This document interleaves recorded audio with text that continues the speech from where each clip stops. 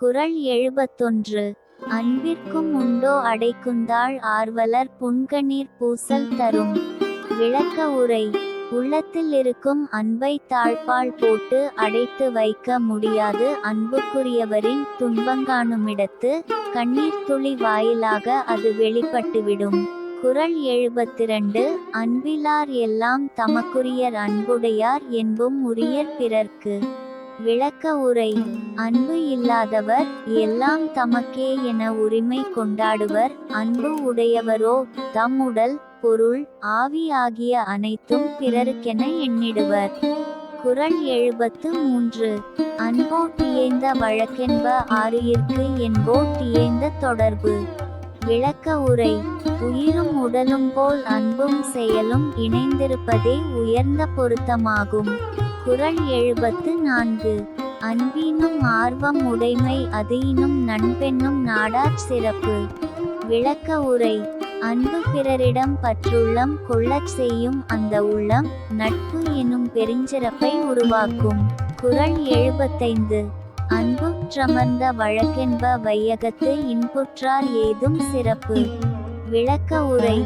உலகில் இன்புற்று வாழ்கின்றவர்க்கு வாய்க்கும் சிறப்பு அவர் அன்புள்ளம் கொண்டவராக விளங்குவதன் பயனே என்று கூறலாம். குறள் 76. அறத்திற்கே அன்புசார் பெண்ப அறியார் மரத்திற்கும் அக்தை துணை. விளக்க உரை.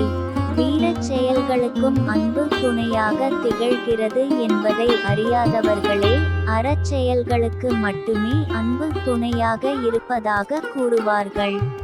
குறள் 77. என்பில் அதனை வெயில் போல காயுமே அன்பில் அதனை அறம்.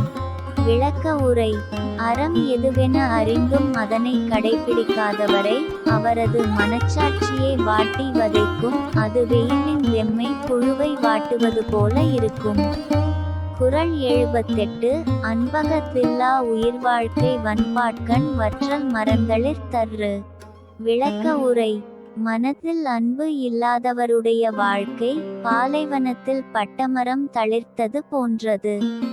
குறள் 79.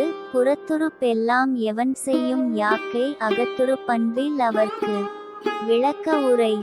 அன்பு எனும் அகத்து உறுப்பு இல்லாதவர்க்கு புறத்து உறுப்புகள் அழகாக இருந்து என்ன பயன்? குறள் 80. அன்பின் வழிய துயிர்நிலை அக்திலார்க்கு என்புதோல் போர்த்த உடம்பு. விளக்க உரை. அன்பு நெஞ்சத்தின் வழியில் இயங்குவதே உயிருள்ள உடலாகும். இல்லையேல் அது எலும்பை தோல் போர்த்திய வெறும் உடலேயாகும்.